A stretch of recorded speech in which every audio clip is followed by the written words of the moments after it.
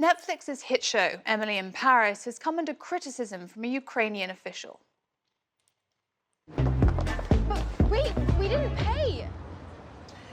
Ah! Wait, come back! We can't steal this stuff. We have to go back. Huh? The country's culture minister has lambasted the show for what he calls the offensive portrayal of the Ukrainian character Petra. He went on to make this statement on his official Telegram channel. In Emily in Paris, we have a caricature of a Ukrainian woman, which is unacceptable. On the other hand, it's also offensive. Will Ukrainians be seen as such abroad, who steal, want to get everything for free, be afraid of deportation? That should not be the case. CNN's chief media correspondent Brian Stelter joins us now with more.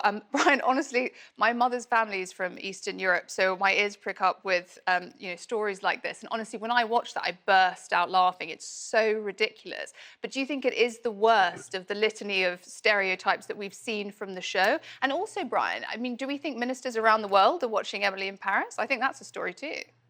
Maybe they are now. Well, this minister says he did watch season 1 and he liked it, but now he has some complaints. Remember, in season 1, some depictions of France and of French people were criticized by viewers of Netflix's Emily in Paris. Now season 2, and you have Ukrainian officials upset. This, I think, speaks to the internationalization of television.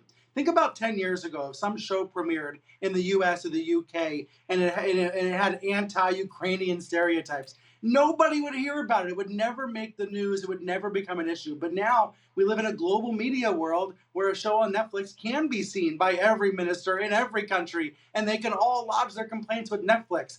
Think about what the biggest show of 2021 was. It was the South Korean drama Squid Game. So if I were a minister in Ukraine, what I would be doing, I'd be lobbying Netflix to come make more TV shows in my country. That is the future. That is the new. In fact, it's not the future. It's the present. It's amazing that we now live in a world where everyone can watch the same show at the same time and even complain about the performances or the stereotypes of the characters.